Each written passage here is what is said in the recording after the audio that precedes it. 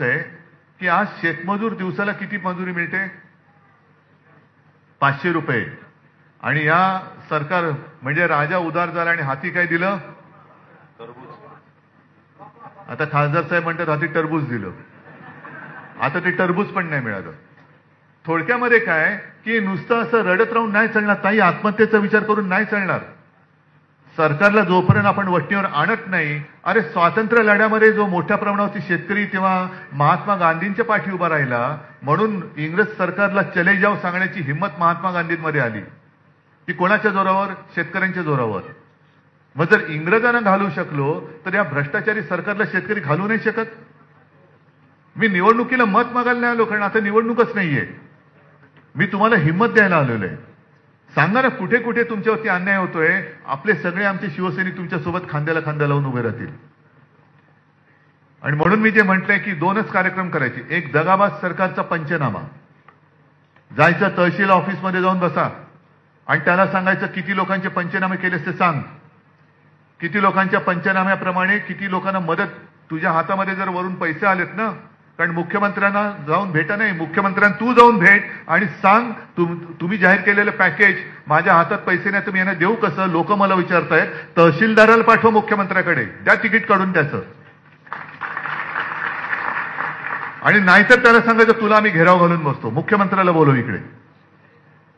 ही काय चाललंय? काही थट्टा चालले? पंचनामा केल्यांच्या शेतकऱ्यांची नावं सगळी दिसली पाहिजेत आणि त्यांना पॅकेज प्रमाणे जी मदत मिळायला पाहिजे, त्या किती लोकांना मदत मिळाली त्याची रोज मला यादी पाहिजे, तुझ्या दरवाज्यावरती लागली पाहिजे.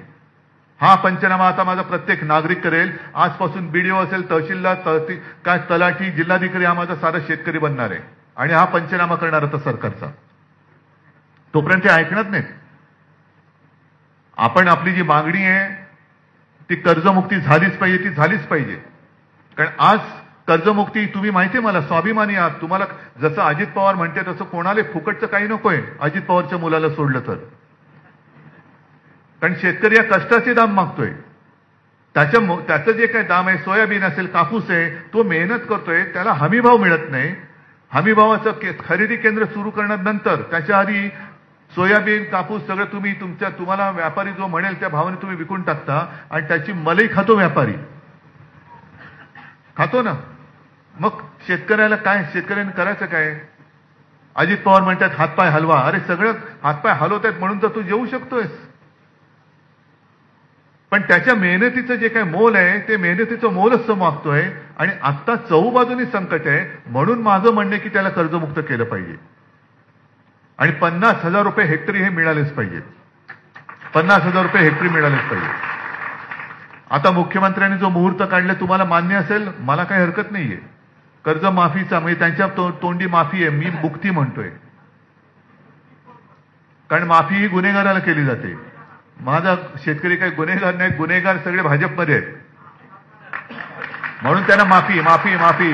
कारण प्रत्येक रोज त्यांना क्लीन चिट द्यावी लागते. माफी कर म्हणून त्यांना कर्जमाफी. हा माफी शब्द त्यांच्या तोंडी एवढ्यासाठी आलाय की यांनी घोटाळा केला, क्लीन चिट, त्यांनी घोटाळा केला, क्लीन चिट. हे सगळे म्हणजे मुख्यमंत्री क्लीन चिटर आहेत, म्हणजे क्लीन चिट देतात म्हणून.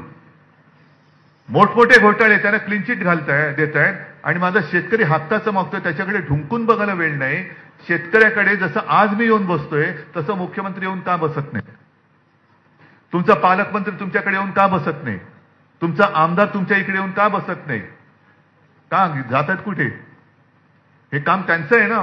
मतचोरी केलेत ना, निवडून आलात ना.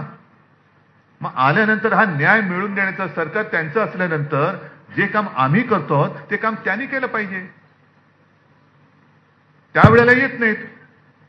आणि आता निवडणुका लागू द्या. निवडणुका लागल्यानंतर कसं बघा, काय ताई, कसं काय ताई, तुम्हाला मिळतं ना लाडक्या बहिणीचं सगळं मिळतं ना, काय भाऊ, कसं भाऊ. आता लाडक्या बहिणीच्या वेळेला तुम्हाला सगळ्यांना 1,500 देत होते. 2-2, 3-3 महिन्याचे पैसे दिले होते. आता खरंच किती मिळत असतील आनंद आहेत, किती जणांना मिळतात? आता कुटुंबातल्या त्यावेळेला सगळ्या महिलांना मिळत होते. आता नवीन नियमाप्रमाणे कुटुंबातील दोघींना मिळणार. आता दोघींना म्हणजे मला सांगा, साधारणतः एका घरात किती महिला असतात? एकच महिलेला मिळणार.